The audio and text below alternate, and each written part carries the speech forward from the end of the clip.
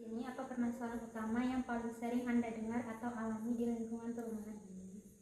Permasalahan di lingkungan mungkin pertama masalah air ya. Sebenarnya airnya lancar di sini. Cuman ada beberapa saat kalau misalkan hujan turun deras itu kadang airnya suka keruh, tapi itu nggak berlangsung lama sih, akan normal kembali. Itu yang pertama. Lalu yang kedua mungkin terkait dengan manajemen sampah dan perawatan lingkungan seperti area taman, rumput dan lain sebagainya. Kurang lebih itu.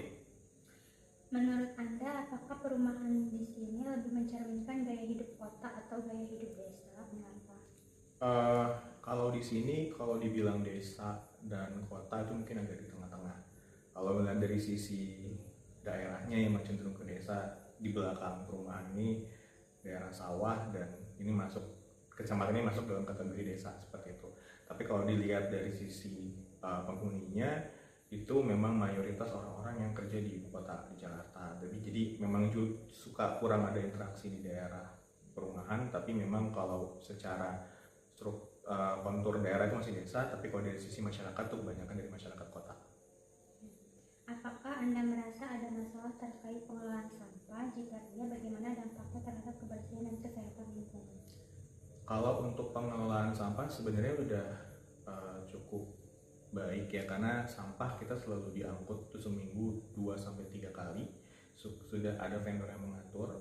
Cuma di sini masalahnya adalah ketika problemnya sampah organik seperti daun, ranting pohon itu tidak di pick up oleh tukang sampah, oleh petugas sampah, tapi itu harus dikelola secara mandiri. Dan juga itu agak sulit ya, karena emang dilarang juga kita untuk membakar sampah di daerah perumahan. Jadi kesulitannya di situ. Terkait sampah, ada kendala waktu atau tidak ada tempat dan tidak ada aturan? Waktu itu gimana ya? Biasanya waktunya pengangkutan itu kapan aja? Baik. Pengangkutan sampah itu seminggu bisa 2-3 kali. Itu kalau tidak salah di hari Senin, Kamis, dan juga di hari Minggu, seperti itu rutinnya.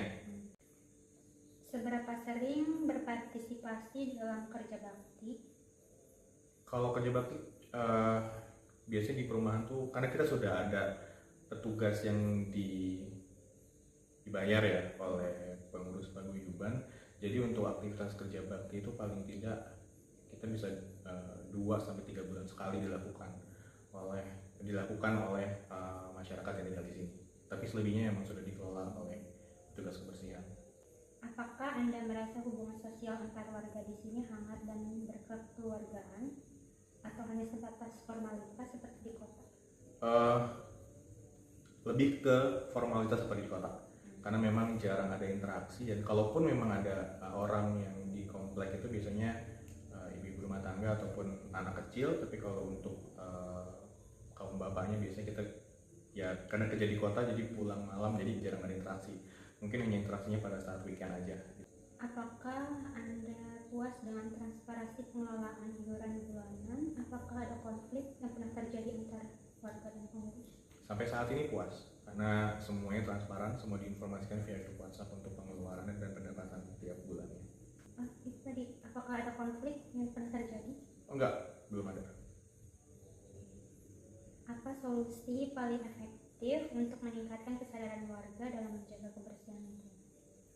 Solusinya memang selain sudah disiapkannya petugas kebersihan di daerah komplek, juga biasanya pengurus dari paguyuban selalu memberikan sosialisasi kepada masyarakat untuk rutin untuk membuang sampah pada tempatnya, dan juga memastikan itu sampah-sampah sudah terangkut pada saat proses pengambilan sampah oleh petugas kebersihan.